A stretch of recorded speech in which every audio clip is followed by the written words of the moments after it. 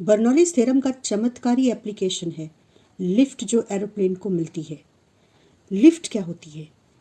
An upward force created by wings of aeroplane to fly, that is called lift. This lift is produced using two laws mainly. Explanation कई तरीके से होता है, इसमें ये दो explanations या दो laws mainly यूज होते हैं। पहला laws of Newton specially third law, और दूसरा बर्नौलीज थ्योरम। कैसे यूज होते हैं? बहुत सारे फैक्टर्स एयरप्लेन की लिफ्ट में इन्वॉल्व हैं, पर जो विंग्स हैं वो बहुत खास होती हैं एयरप्लेन्स की। जरा विंग्स को गौर से देखते हैं। जो एयरप्लेन की विंग्स होती हैं वो एक सॉलिड पीस नहीं होती है, उसमें कई सारे मूवेबल पार्ट्स होते हैं जिन्हें हम फ्लैप्स, स्लैट्स और एलोरॉन कहते हैं। इसके अलावा इसका जो दूसरी खासियत है वो है इसका क्रॉस सेक्शनल एरिया।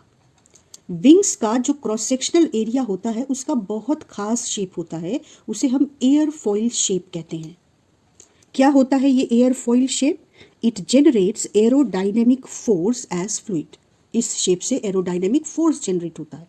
इसके मेनली तीन हिस्से विंग्स के होते हैं। आगे वाला हिस्सा जिसे लीडिंग एज कहते हैं, पीछे वाला हिस्सा जिसे ट्रेलिंग एज कहते हैं, और एक लाइन जो इन्हें सीधा सीधा जोड़ दे इमेजिनरी, उसे हम कॉर्ड लाइन कहते हैं। ठीक है, तो समझने के लिए इसके फंक्शन को, इन तीनों हिस्सों का नाम और इनको जानना जरूरी है।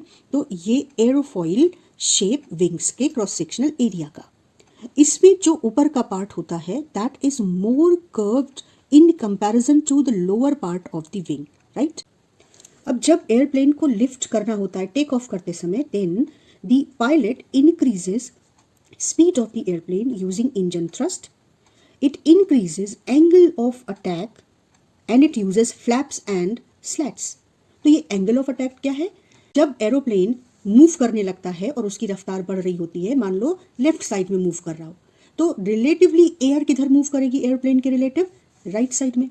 तो अगर ये है डायरेक्शन ऑफ एयरप्लेन और राइट साइड में रिलेटिवली एयर मूव कर रही है, तो direction of the relative motion of air and direction of the chord line, इनके बीच जो एंगल बनता है उसे हम कहते हैं एंगल ऑफ अटैक, और ये डिसाइड करता है कि कितना लिफ्ट पैदा होगा by the motion of the air above and below the this wing.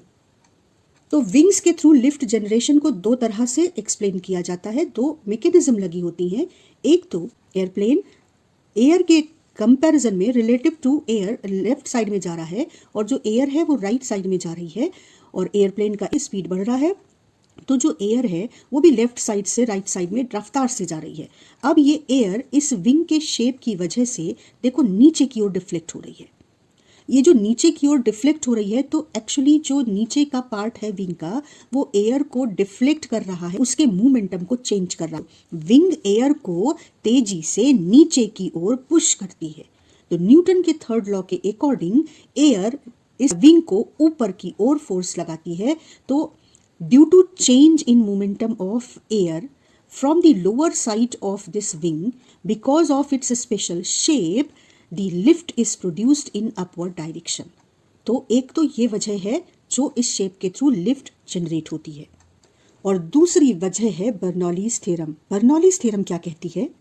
आप ये एग्जाम्पल ले लो जिसमें वेरिएबल क्रॉस सेक्शन इस ट्यूब का है, और 1.1 ले लेते हैं, 1.2 ले लेते हैं। यहाँ क्रॉस सेक्शनल एरिया बड़ा है, यहाँ छोटा है। बर्नौलीज थ्योरम कहती है कि इन दोनों पॉइंट पर total energy of fluid equal होगा। That means P1 plus half rho V1 square plus rho GH1 should be equal to P2 plus half rho V2 square plus rho GH2। अब अगर H1 H2 बराबर है तो सिर्फ pressure और velocity या kinetic energy रह जाते हैं इक्वेशन में। P1 plus half rho V1 square is equal to P2 plus half rho V2 square. अब हमें पता है इक्वेशन ऑफ कॉन्टिन्यूटी से that A1 V1 is equal to A2 V2। तो अगर A1 A2 से बड़ा है तो V1 V2 से छोटा हो जाएगा, यानी जहां पे क्रॉस सेक्शनल एरिया बड़ा है वहां पे फ्लूइड की रफ्तार कम हो जाएगी। ये वाली इक्वेशन कहती है कि अगर फ्लूइड की वेलोसिटी या स्पीड कम हो गई तो इस सम को इस सम के बराबर करने के लिए प्रेशर को बढ़ना पड़ेगा। That means if V1 is less than V2 because A1 is greater than A2, so P1 must be greater than P2 according to Bernoulli's theorem, और यही एयरप्लेन लिफ्ट में काम आता है। इस स्पेशल शेप की वजह से जब एयर रश करती है टुवर्ड्स राइट, तो यहाँ पर देखो एयर इसके शेप की वजह से डिफ्लेक्ट करती है। तुम ध्यान से देखो कि एयर की जो लेयर्स जैसे जैसे हम ऊपर जाएंगे तो ये जो डिविएशन है, ये डिफ्लेक्शन है, ये घट रहा है और एक पॉइंट पर जाकर विंग से एक डिस्टेंस पर, एक हाइट पर जाकर ये जो डिफ्लेक्शन है ये ऑलमोस्ट खत्म हो जाता है। तो यहाँ पर क्रॉस सेक्शनल एरिया जो स्ट्रीम लाइंस का बन रहा है वो ज़्यादा है, यहाँ पे क्रॉस सेक्शनल एरिया ज़्यादा है और यहाँ पे क्रॉस सेक्शनल एरिया बिल्कुल वेंचुरी मीटर की थ्रोट की वजह से कम हो रहा है। तो यहाँ पर जहाँ पे एक कंस्ट्रक्शन, एक low cross sectional area create हो जा रहा है एयर के स्ट्रीम लाइंस का, वहाँ पे एयर की जो रफ्तार है वो बढ़ जा रही है और जब एयर की वेलोसिटी यहाँ पे बढ़ जा रही है तो ये low pressure area above the wing create हो रहा है because of the shape of the wing, जबकि नीचे का कर्वेचर ऊपर के कर्वेचर से कम होता है विंग का, तो यहाँ पर ये डिफ्लेक्शन कम है।